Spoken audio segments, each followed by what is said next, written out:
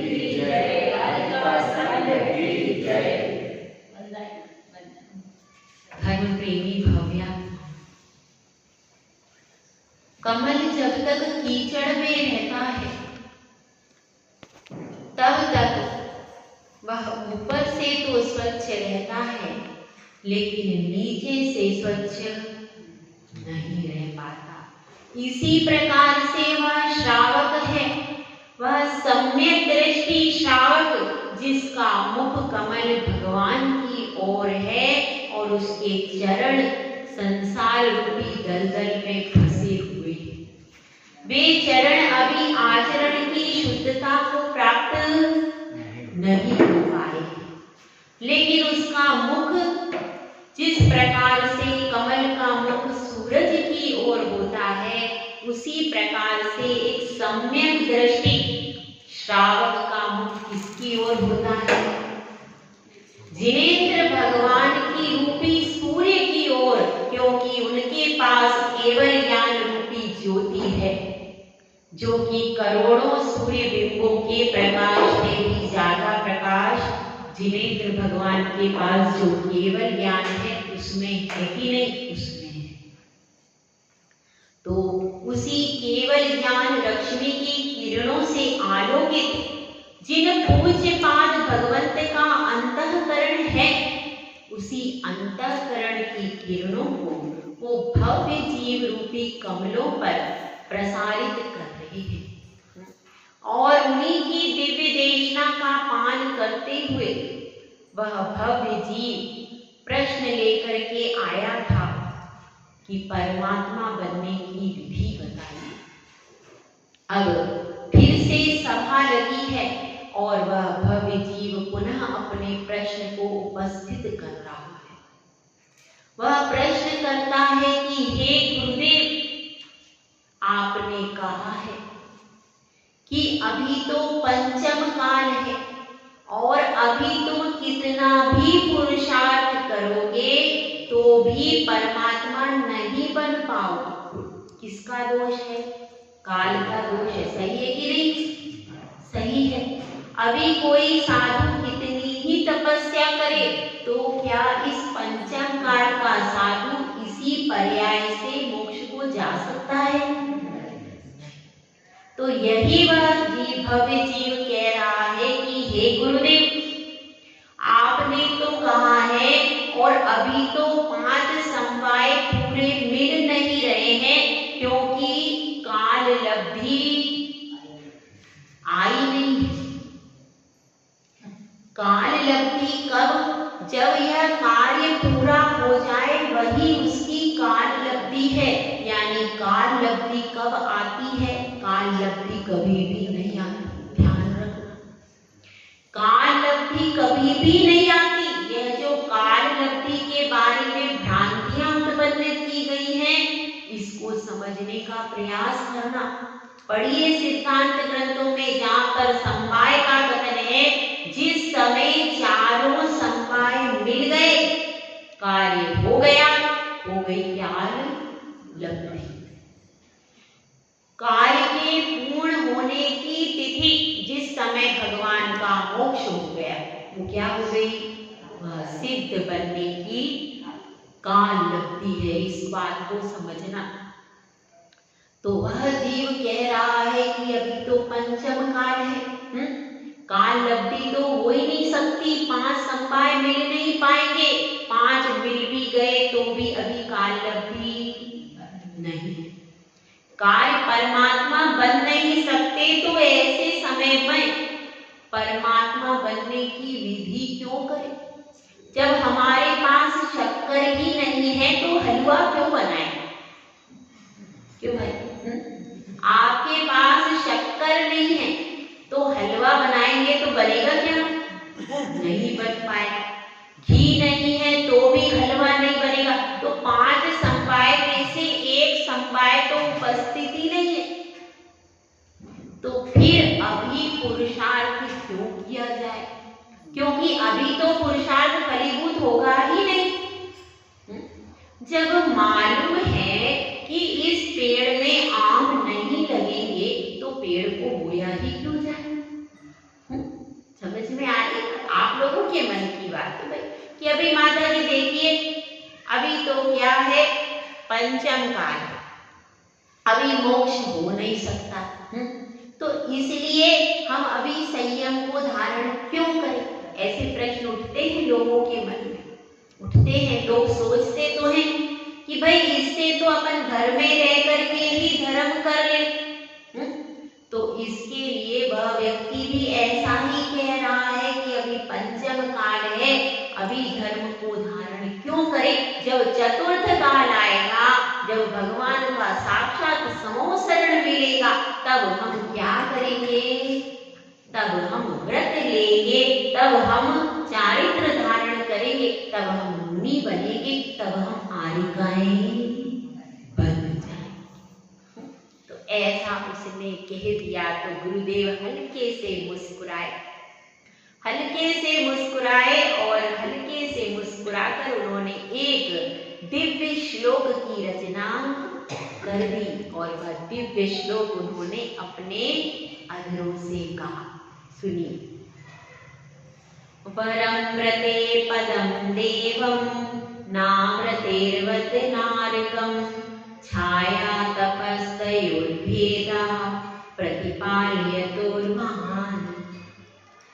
गुरुदेव कहते हैं कि हे शिष्य सुनो, व्रत सहित अगर तुम व्रत लोगे तो वह व्रत व्यर्थ नहीं जाएगा। क्यों? क्योंकि व्रत सहित जीव कहा जाता है, वरम यानी श्रेष्ठ है। व्रते व्रत लेकर के वरम व्रते पदम देवम, यदि आप व्रत लेते हो तो देव पद मिलता है। और यदि व्रत नहीं लेते हो, ना व्रतेर्व्रत, यदि व्रत नहीं लेते हो तो कहाँ जाओगे? नरक आदि खोटी गतियों में जाओगे। तो देखिए यहाँ पर और उदाहरण के द्वारा समझा रहे हैं कि दो मित्र हैं, दोनों मंजिल की ओर जा रहे हैं, लेकिन एक धूप के रास्ते से जा रहा है और एक छाया में खड़ा हुआ है। जाना दोनों को है, तो एक तो कहता है मैं छाया में खड़े रहकर टाइम क्यों वेस्ट करूं, मैं तो सीधा सीधा चलता जाऊंगा। तो धूप में वह जाता है, चलते चलते थक जाता है, लक्ष्य ही भूल और वापस लौट जाता है, अथवा कहीं पर तकलीफ में बैठ जाता है। तो यहाँ पर गुरुदेव यही बात कह रहे हैं। अब इसका खुलासा समझते हैं। नीचे की लाइन का थोड़ा सा और अर्थ कर ले, फिर विश्लेषण करेंगे। छाया तपस तयोर्भेदा, छाया और धूप में भेद है। प्रतिपालयतोर महान, इसीलिए इन महान व्रतों को पालन करना चाहिए। यहाँ पर बता रहे हैं कि व्रतों का पालन करने से ये बात सच है कि आपको मुक्ति मिलेगी नहीं, लेकिन अगर आपने व्रत ले लिया तो कम से कम दुर्गति में तो नहीं जाओगे, नरक में नहीं जाओगे, त्रियंच में नहीं जाओगे, निगोद में नहीं जाओगे। क्योंकि जो व्रती श्रावक है वह नियम से कहाँ जाता है? स्वर्ग में। ध्यान रखना, जो व्रत नहीं लेते हैं, तो व्रत अगर आपने ले लिया है तो इसका मतलब है आपको नरक गति का और त्रियंच गति का बंध नहीं हुआ। ये भी बात है। जिन जीवों का नरक गति और त्रियंच गति का बंध नहीं हुआ है, नरक आयु और त्रियंच आयु का बंध नहीं हुआ है, वे ही जीव क्या लेते हैं? व्रत ले पाते। जिनका नरक गति, नरक आयु या त्रियंच आयु का बंध हो गया, कोटि आयु बंध गई, तो वे व्रत भी नहीं ले पाएंगे, उनके भाग ही नहीं बनेंगे। श्रेणिक राजा ने कभी कोई व्रत नहीं लिया, रावण ने व्रत नहीं लिया, कृष्ण ने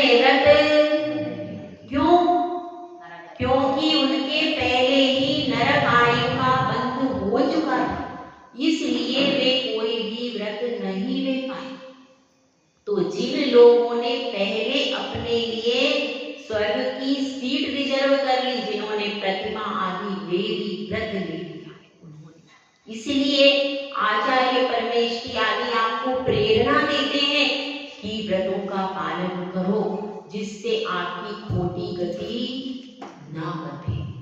खोटी गतियों से बचना है तो व्रतों का पालन करो। व्रतों का पालन जो करते हैं, और यदि आपकी खोटी गति, खोटी आयु बन गई है तो ये निश्चित जानना आपके परिणाम ही नहीं बनेंगे।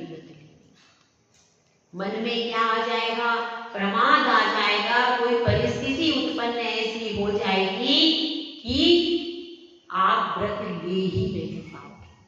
तो यह समझ लीजिए, जिन लोगों ने प्रतिमा आदि व्रत ले लिए हैं, अब उनका स्वर्ग में ही गमन होगा और कहीं भी गमन नहीं होगा। इसलिए यहाँ पर आचार्य परमेश जी कह रहे हैं कि यदि व्रतों के सहित होगे तो कहाँ जाओगे? स्वर्ग में जाओगे। और यदि कोई नियम नहीं लिया जीवन में, कोई भी व्रत नहीं है, कोई संयम नहीं है, जैसा तैसा वो खा रहे हैं, जहां तहां सो रहे, कोई अपने को, कोई अपना संयम जरा सा भी नहीं है, तो फिर कहाँ जाएंगे भाई? खोटी गति में जाना पड़ेगा, खोटी आयु का बंधन होगा, और फिर आप भटक करके नरक में चले जाओगे। वहां पर क्या है? वहां पर देव पूजा कर पाओगे क्या? नरक में क्यों? वहां कर लेना, तो त्रियंश में कर लेना। देखो ऐसा है, अपने यहाँ तो परिपाठ, पार्श्वनाथ भगवान का जो जीव था उसने हाथी की पर्याय में कल्याण किया, ठीक है ना भैया? ठीक है। और महावीर भगवान की पूर्व पर्याय में उन्होंने शेर से सुधरे, शेर की पर्याय, मरीचि की पर्याय से नहीं सुधरे। काय से सुधरे? शेर की पर्याय से। एक वो सियार था, वो सियार की पर्याय से सुधरा। जो सुग्रीव का जीव था वो बैल की पर्याय से सुधरा। और एक यक्ष था जो कुत्ते की पर्याय से सुधरा। और किसका आता है? एक व्याघ्र का आता है, मेढक भी स्वर्ग में गया। तो ऐसे त्रियंश जाति के बहुत से जीवों ने कल्याण कर लिया। और भी आता है इसमें आदि पुराण में, जो भरत का जीव है वो पहले क्या था?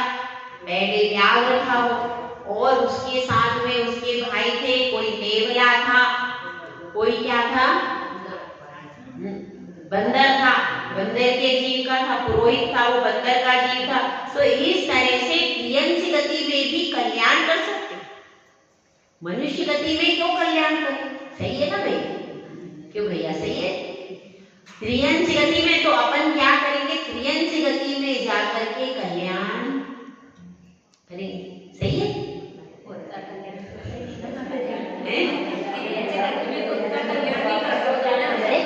जब भगवान ने किया तो अपन भी करेंगे। मनुष्य पर्याय में क्यों करें? त्रियंश पर्याय में उसको 12 व्रत पालन किए, उसने प्रतिमाओं का पालन किया। त्रियंश ने 12 व्रत पाले, उसको कोई भोजन देने वाला, उसने नहीं सोचा मेरे को भोजन कौन देगा, उसने तुरंत व्रत ले लिए और सूखे पत्ते खा खा करके अपना जीवन निकाला। कितनी उसकी दृढ़ता होगी त्रियंश की, होगी कि नहीं? और आप लोगों को तो सब सुविधा है, फिर भी व्रत लेने से पीछे कदम हो जाते। तो कोई बात नहीं, त्रियंश में भी ले सकते हैं, कोई दिक्कत वाली। त्रियंश भी क्या होता है? त्रियंश भी अनुव्रती होता है। 12 व्रत त्रियंश भी ले सकता है कि नहीं? क्या करते हैं? पूर्व भाव के संस्कार रहते हैं और बिना संस्कार भी त्रियंश ले लेता है, ऐसा जरूरी नहीं है। अब पार्श्वनाथ भगवान के पूरे मरुभूति की पर्याय में तो उन्होंने कोई व्रत नहीं थे, वो भी हाथी की पर्याय में उसने ले लिए। तो इसलिए जरूरी नहीं है कि पूर्व भाव का कोई त्यागी हो वो ही लेगा, त्रियंश इस उस भाव में भी लेता है। महावीर भगवान के सिंह के जीव थे, उसने पहले कौन सा किया था? तो सिंह के जीव से ही सुधर गया। तो ऐसे अपन भी त्रियंश में, सही है कि नहीं? सही है। ये कोई जरूरी नहीं है, वो तो भगवान भगवान के जीव थे वे सुधर गए, अपन त्रियंच में सुधरेंगे। और त्रियंच में निमित्त मिलना कितना कठिन है, कठिन है कि सरल है? त्रियंच में निमित्त मिलना भी कठिन है। और आप कभी महाराज कहीं मिले और आपको कोई श्रावक देख ले तो भी आपको भगा देगा। मंदिर में आप आ नहीं सकते, दर्शन को नहीं कर सकते। कितना कठिन होने के बाद भी वो त्रियंच अपनी पर्याय को सुधार गया। तो अपने लिए सोचने की, विचारने की जरूरत है कि नहीं है? सोचने विचारने की जरूरत है कि 5वें गुण स्थान वर्ती जो जीव होते हैं वो कहाँ जाते हैं? स्वर्ग में ही जाते हैं। इसके आगे के जितने 5वें से लेकर के आगे के जितने भी जीव हैं वो 2 ही गतियों में जाते हैं, या तो स्वर्ग में या फिर मोक्ष में। उनकी कभी नीचे की गति नहीं, ये ध्यान रखना। इसी बात को आचार्य परमेश्वरी यहाँ पर समझा रहे हैं कि देखिए आप नरक गति में चले गए तो आपके परिणाम कैसे बनेंगे? खराब बनेंगे कि अच्छे बनेंगे? खराब ही बनेंगे, अच्छे बनने का कोई चांस नहीं। लेकिन फिर भी देखिए 7वें नरक का नार की भी सम्यक दृष्टि होता है। 7वें नरक में जिसमें सबसे ज्यादा अंधकार है, सबसे ज्यादा वेदना है, 500 धनुष का शरीर है, उसके बाद भी वहां पर सम्यक दर्शन काय से होता है? वेदना से। उस वेदना से वह पूर्व का स्मरण करता है, मैंने आज मुझे इतनी वेदना हो रही है, मैंने भी इतने सारे जीवों का घात किया है। क्योंकि देखिए हिंसा के पाप से नरक गति बनती है। कौन से पाप से? हिंसा। जो जितना ज्यादा हिंसा करता है वह गति उसकी कौन सी बनेगी? नरक आयु ही बनेगी और नरक गति में ही जाएगा। यह समझिए। बहुत सारी हिंसा मूल रूप से कौन सा पाप है नरक गति जाने के लिए? हिंसा। इसीलिए जीवों की हिंसा को नहीं करना चाहिए। अपन तो जन्म से सौभाग्य है कि इस जैन धर्म में आए जिसमें अहिंसा और जीव दया कब से होती है? जन्म से ही होती है। जन्म से ही अपने को संस्कार ऐसे मिले तो अपन चाहे तो कोटि गति से बचने का सारा उपाय कर सकते। और अगर व्रत ले लो तब तो पूरा पक्का रिजर्वेशन हो जाता है कि अब कोटि गतियों में जाना ही नहीं। यही बात इसमें आचार्य परमेश्वरी आपको समझा रहे कि अगर अभी भी नहीं चेत पाए तो फिर कब चेतेंगे? कब हम अपने परिणामों को सुधार पाएंगे? अपने परिणामों को सुधारने के लिए, व्रतों को धारण करने के लिए ही यह अमूल्य मनुष्य पर्याय मिली है। इसीलिए कहते हैं सूर्य काया को नहीं, नर काया को सुरपति कर से सो दुर्लभ प्राणी। और अपन क्या करते हैं? सूर्य काया को नरपति कर से सो दुर्लभ प्राणी। सो दुर्लभ ज्ञान। अपन लोग तो सोचते हैं देव पर्याय में जाकर आराम से रहेंगे, तो यहाँ पर उल्टा हो। लेकिन वह सोधर्मेंद्र भी तरसता है कि मैं भगवान के तीर्थंकर मुनिराज के हाथ पर एक ग्रास भी रख सकता है। मैंने जीवन भर उनका अन्न प्राशन कराया, जीवन भर अन्न कहाँ से आया? स्वर्ग से। लेकिन अब दीक्षा के बाद उनको हटा देते हैं कि आप संयमी नहीं हो, आपके अष्टमूल गुण नहीं है, इसलिए आप भगवान के हाथ पर अग्रास नहीं रख सकते। केवल मनुष्य गति के जो जीव होंगे वही भगवान को आहार देने का सौभाग्य अर्जित कर सकते। उस समय वह कितना भी प्रयास करे लेकिन सोधर्म इंद्र आदि सारे इंद्र फिर पीछे रह जाते हैं और मनुष्य गति के जीव उस समय आगे होते।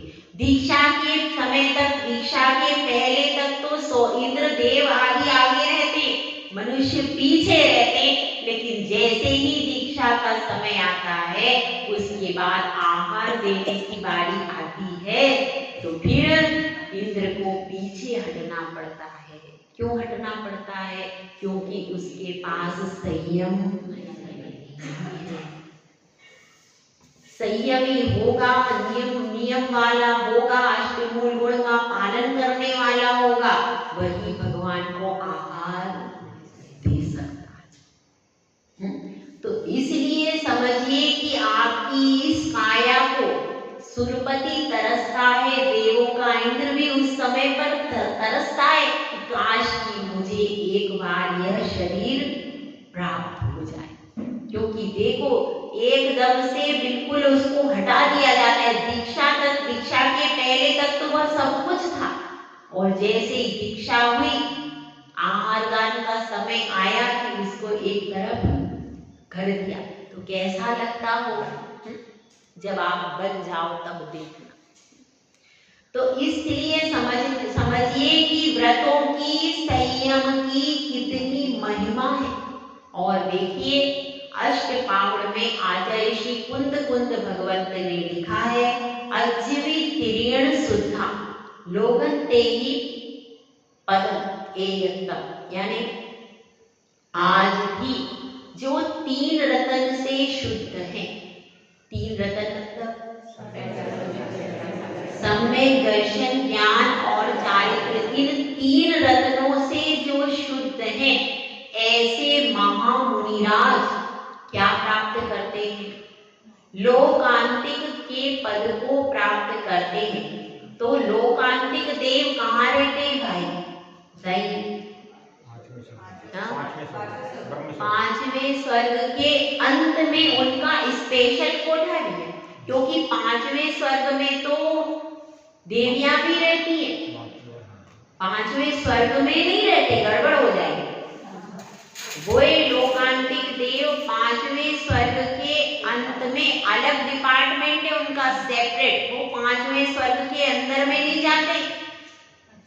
हाँ, 5वां स्वर्ग अलग है और वे 5वें स्वर्ग के अंत में उनका अलग निवास स्थान बना हुआ है। उस निवास स्थान में देवियां आदि नहीं है, जबकि 5वें स्वर्ग में देवियां हैं, है कि नहीं? हैं, लेकिन वे 5वें स्वर्ग के अंत में रहते हैं। वहां पर उनका जो विमान है वो अलग है। उनका जो विमान जो है, यानी उनका जो सेपरेट डिपार्टमेंट, विमान में भी उनका डिपार्टमेंट क्या है? सेपरेट है। और वे सिर्फ कहाँ आते हैं? जब तीर्थंकर प्रभु को वैराग्य हो जाता है तो उसकी अनुमोदना करने के लिए ही आते, और वे कभी भी आते ही नहीं धरती पर। केवल उनकी वैराग्य की अनुमोदना करने के लिए आते हैं। ऐसे लोकांतिक देव होते जो कि अपने स्थान पर ही रहते, और वे कौन बनते हैं? महामुनिराज जो होते हैं, 3 रत्न से शुद्ध। तो आज भी 5वें स्वर्ग तक व्यक्ति जा सकता है। कौन कह रहा है? मैंने कह रही। आचार्य श्री कुंद स्वामी ने अष्टपावड़ में ये गाथा लिखी है। देख लेना, मैं हेडिंग आपको बता रही, टाइटल अज्जीवी तिरीण शुद्धा। आज भी 3 रत्न से शुद्ध मुनिराज जाते हैं। कहाँ पर? लोकांतिक देव। और लोकांतिक देव कितने भावधारी होते हैं? केवल एक। यानी आज भी मोक्ष का गेट खुला है कि नहीं? खुला। सीता भी अभी प्रतीन्द्र है। स्त्रियां भी जा सकती हैं 5वें और 8वें तक। वैसे तो स्त्रियां 16वें तक जा सकती है चतुर्थ काल की अपेक्षा। कौन सी स्त्रियां? आरिका बनकर 16 स्वर्ग तक जा सकती है स्त्रियां। लेकिन अभी वर्तमान में 5वें और 8वें तक का बताया है ज्यादा, कहीं कहीं 12वें का भी मिलता है, लेकिन अपने 5वें और 8वें तक। तो यहाँ भी यदि आप स्त्री भी और फिर स्त्रियां जाएंगी तो वो स्त्रीलिंग यहाँ पर छेद सकती है, वहां पर देह पर्याय प्राप्त कर सकती है। कौन सी स्त्रियां?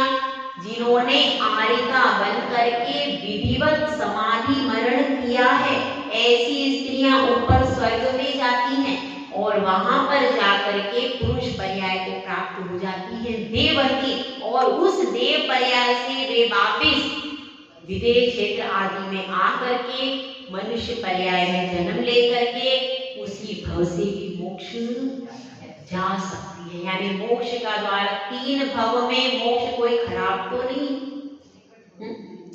इसलिए आज भी मुनिराज पुरुषार्थ कर रहे हैं कि भैया नल आने वाला है। कितने बजे? कितने बजे आता है यहाँ पे खंडवा में नल आता है? कितने बजे? अलग-अलग टाइम, 8:30 बजे सुबह आ रहा है। तो हमने 6 बजे से अपना बाल्टी लगा के रखी कि भाई कभी मंदिर में आ गए, भूल गए तो, और नल को खोल करके रख के आए हैं, बड़ी बाल्टी रख के, तो कभी वो मंदिर में लेट पहुंचे, 9 बजे पहुंचे या 8:30 से पहले कदाचित नल आ गया, तो बाल्टी किसकी भरेगी? जिसकी बाल्टी रखी हुई है। सही है, समझ में आ रहा है?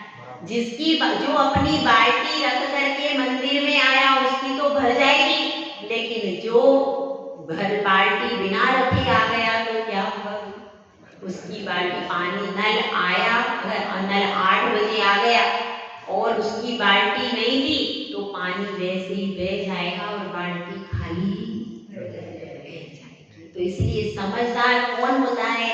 जो बाल्टी रख करके नहीं आता। कौन है? समझदार है। हम लोग तो सब क्या है, आ गए देखिए। तो अब यह बात चल रही है, समझदार व्यक्ति वही होता है जो इस पंचम काल में व्रतों को धारण कर लेता है और फिर व्रतों की छांव में बैठा है, आराम से स्वर्ग में रहेगा। उसके बाद जब चतुर्थ काल का समय आएगा तो वो नीचे आएगा, वहीं पे मुनि का अथवा केवली का सानिध्य प्राप्त करके और मोक्ष में चला जाएगा। और जो व्रत चारित्र आदि नहीं लेंगे, दुर्गति में चले जाएंगे, तो फिर कितने काल तक दुर्गति में रहेंगे और वहां पर अपना कल्याण होगा कि नहीं, इसका कोई भरोसा नहीं। बहुत मुश्किल से ये मनुष्य पर्याय मिली, करोड़ों भव के पुण्य से। अब ये भी चली गई तो फिर कब मिलेगी भैया? फिर कब मिलेगी? कोई इसका भरोसा। जैसे कि कोई बहुत अच्छी मणि और समुद्र में फेंक दी। गाय का बैल देखा है आप लोगों ने? सबने देखा है? तो बैल के कंधे पे एक जुआ होता है, ठीक है, उसमें एक कील रहती है, उसमें फंसाते ही रहती। तो एक तरफ समुद्र के एक छोर पर जुआ डाल दो उसका कंधे वाला, और एक तरफ डाल दो उसकी कील, तो समुद्र में वो जुआ और कील परस्पर मिल जाए, आसान है कि सरल है? कठिन है। एक चीज वो भी कदाचित मिल जाए, लेकिन मनुष्य पर्याय दोबारा मिलना बहुत कठिन है। इसलिए यहाँ पर आचार्य परमेष्ठी आपको समझा रहे हैं कि व्रत लेकर के आप सुरक्षित हो जाओ। जय बोला जय सुंदर सा महाराज की।